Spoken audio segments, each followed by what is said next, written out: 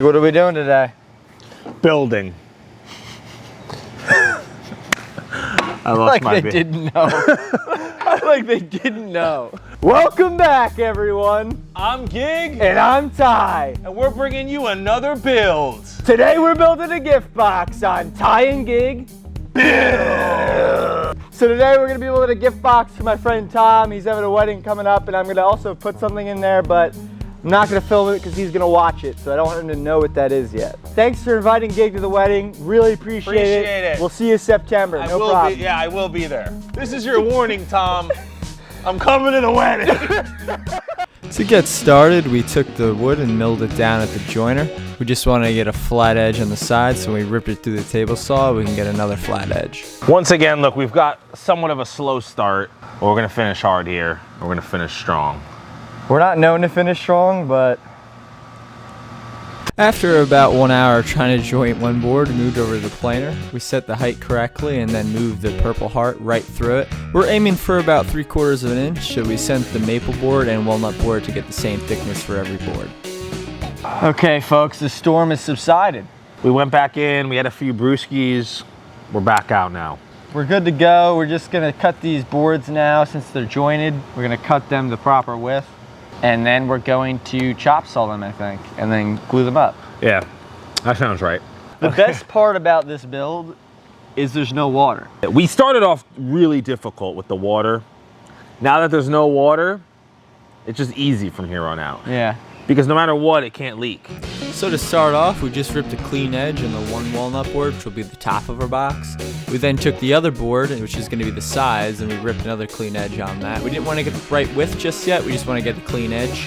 And we took the maple board, ripped it down about 3/4 of an inch. We got 2 strips of those, and then we moved on to the Purpleheart. And the Purpleheart is also 3/4 of an inch. We're going to sandwich this in between the maple to act as a ribbon to wrap around the box. What more could you want? What Nothing. more could you want? They're flat and square. Literally nothing. So we took it over the miter saw, where we're going to cut some blanks to put the ribbon on top of the box. This is going to have an inverse color to the wrapping around the side of the box. We're running out of time, Mr. Krabs. The storm is approaching. So after cutting those blanks to the proper height, we took them right over the table saw to get them to the right width. Again, these are inverse colors, and we cut them to different sizes depending on which part of the ribbon we wanted to cut. Easy. Too easy. Now to the glue up, we added a generous amount of glue to every part of the ribbon that we're going to glue together, and we just kept spraying. We then took our fingers, rubbed it in, and then clamped it really tight. Okay. Time to clean up. So I pulled the ribbon piece and accent piece out of the clamps, and it looks good, so I'm going to start making the sides of the box. We're using walnuts for the sides. I'm going to make these pieces a little oversized just so that I can cut them to size later. I can squeeze them and nudge them to fit slowly but surely. We started with the sides and cut that right to the proper width, which is about 6 inches, and then we headed over to the table saw, cut the top to the proper height, which is about 16 inches to give us a little leeway, and we moved on to the sides again, cut those again to about 16 inches to match the top, used that as a template to cut the other side, and moved on to cut the smaller sides as well. Using one of the smaller sides, we set the fence correctly and then sent the up top part through the table saw so that we could get the proper width for each piece. As you can see, it's going to match up perfectly with the ribbon in the front. Then we cut the ribbon properly for all 4 sides and the top of the box as well. We got it, yeah. You didn't even say action. Okay, well, action. Just got finished cutting the pieces, so we're gonna glue them up. I don't have many clamps, so it's gonna take a little bit, kind of a few days probably. So we move on to the second glue up. Here I'm gluing up the top of the box. I also glued up the sides of the box, but not all the sides. I didn't have enough clamps. I did this in about 2 days. But I made sure to add pressure on the joints so they touched, and it turned out really well. All right, glue up went pretty well, so we're gonna cut this piece now, so we have a ribbon going across that, plane them down, and connect them like a box. I'm just using the miter saw here to cut the top of the box. We're going to add the other ribbon to this part of the box so that it'll wrap around the left and right side. And I glued it up just like I did the other glue ups for the 3rd time. It's the depot. We're back. Is it birch? What do you think it is? I feel it. It's definitely not mahogany. After we picked up some plywood to act as the bottom of the box, I'm using a paint scraper just to get off the majority of the glue. Then I could send them through the joiner to get a flat surface. This is for the face of the board. And then I took the side of the board, did the same thing just so I have 2 flat surfaces. Then I could successfully send each board through the planer to really flatten them down. Listen, we're not building a water wall, so it's gonna take like a percentage of the time. Yeah, a like very. that. Look, if the project doesn't include water, it's easy. So easy. Like the wood's not gonna leak. No. One of our ultimate goals is to have a big shed where we can do all our projects. And in the corner, we're gonna have a big Phil Swift head. He's like a god to us. Yeah. He's like he's almost not even human. Using the flat edge of one of the sides, I ran right through the table saw at 45 degrees to get the nice miter. I then flipped it around and did the same thing to make sure it was even around both sides. I did this for the sides and the top of the box. It came out really well. I then used the miter sled to cut the longer sides of the box to match the 45 degrees. After this, I hogged out some dados for the sides of the box. This will house the plywood we got at Home Depot, the 1/4 inch. We cut it the proper width in the table saw, then moved it to the miter saw, and we got it to the right height. We slowly but surely nudged every single piece to be the correct thickness, height, everything. Tyler goes, we're just a smidgen away, gig. Just a smidgen. It was a smidgen. Every time. Every single time. But we did. We removed all the smidgens, and Yeah, look we're at good now. Now to the 4th glue up, we loaded up these sides with glues. These aren't exactly the strongest joints, but we're not taking this to the cleaner. I mean, it's a gift box, so I don't expect this thing to break anytime soon. But we wanted to reinforce those joints. We added a ton of glue, removed as much excess as we could, and to make sure that the top worked right, we also added it to the same glue up. In the end, I think it turned out very, very well. All right, folks, so that glue up dries, we're gonna cut the ribbon. I made some templates out of paper. I'm just gonna cut these on the scroll saw. We'll bring it over to the sander and then finish them up clean.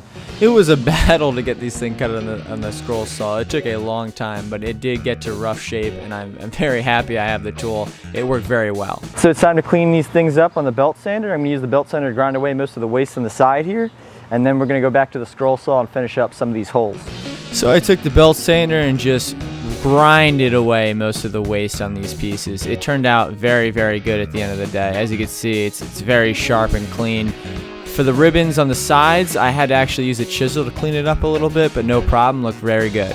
The dry fit looks really good. I'm really pleased with how it came out. I still have to hollow out some holes for these 3, but it looks really good, I think. So now we're gonna move on to finishing the box itself. We need to sand down everything here, make sure there's no sharp edges, and then we'll cut the top off and add it with some hinges. Over to the belt sander, I took the box and I cleaned up some of the edges. They weren't perfect miters, but this belt sander took care of that for me. I then took the box over to the table saw, tried to cut off a lid for it. This is very scary. I was afraid of some tear out, but it turned out very good. I couldn't be happier with it. As you see from this shot here, there's just some burn marks on the lid, and so I took an orbital sander and grinded as much as I could away. I had to also take a hand sander to get in the fine spots, but it turned out like a very smooth finish.